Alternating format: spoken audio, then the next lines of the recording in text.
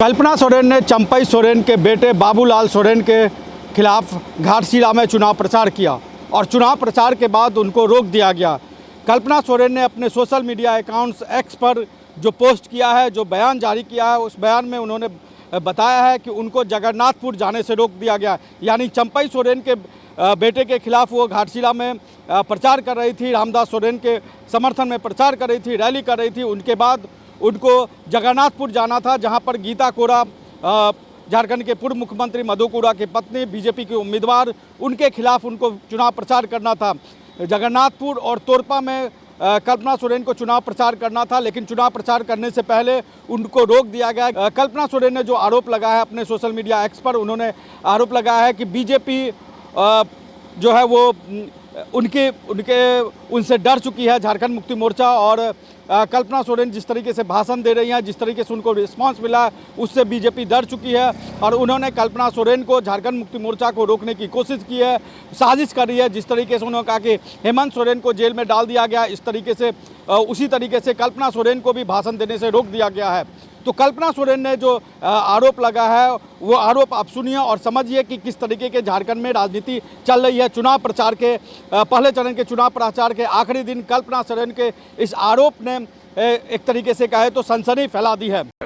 जोहार, आज अभी हम घाटशिला में हैं और घाटशिला में यहाँ मेरा कार्यक्रम था, आदरणीय रामदास सोरेन भैया का। हम लोग चुनावी सभा कर रहे थे। इसके बाद मेरा कार्यक्रम जगन्नाथपुर, लातेहार और तोरपा में है।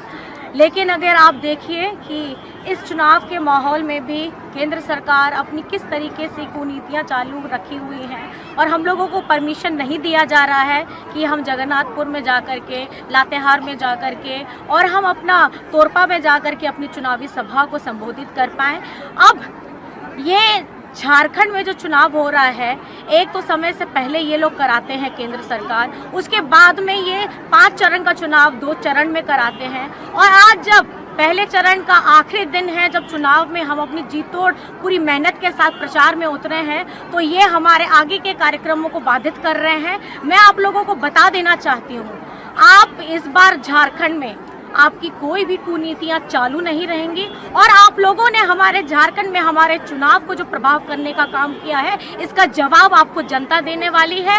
अब झारखंड को कोई नहीं रोक सकता, महागठबंधन की सरकार को यहाँ झारखंड में आने से कोई नहीं रोक सकता। आप लोगों ने अपना जितना भी प्रपंच किया था, चाहे हेमंत सोरेन जी को जेल में डालने का काम किया था, चाहे हमारी इस चुनावी सभा को आप लोगों ने परमिशन ना दे करके रोकने का काम किया है, मैं आपको बताना चाहती हूं कि अब झारखंड का जनता अब पूरा आशीर्वाद महागठबंधन सरकार को देने वाली है और आपकी कुनीतियों को खत्म करने का हम लोगों ने अब दृढ़ संकल्प कर लिया है। अब हम आ रहे हैं, अब आप झारखंड को रोक नहीं पाइएगा, रोके पारबे ना, एकदम झारखंड को रोक नहीं पाइए। तो आपने सुना कि किस तरीके से कल्पना सोरेन बीजेपी पर आक्रामक हुई और उन्होंने कहा कि जगन्नाथपुर और तोरपा में जहां उनको चुनाव प्रचार करने जाना था, घाटशिला में जहां पर वो चुनाव प्रचार कर रही थी, घाटशिला से उनको जगन्नाथपुर और तोरपा जाना था, लेकिन उनको प्रशासन ने जाने से रोक दिया। तो इस तरह के गंभीर आरोप लगे हैं और इसी तरह के एक आरोप हेमंत सोरेन ने भी लगाए थे कि उनको भी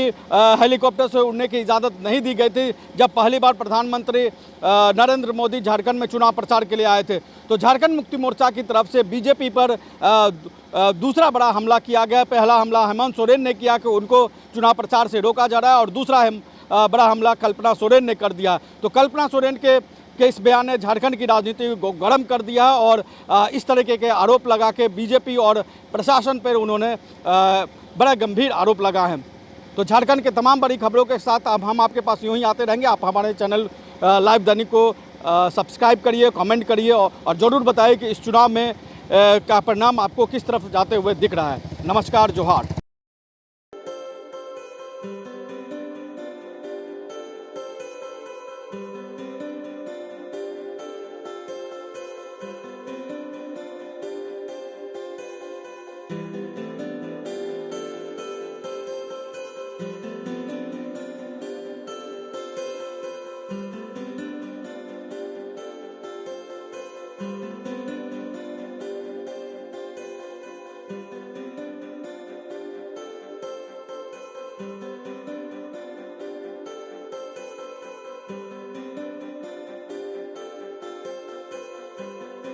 है।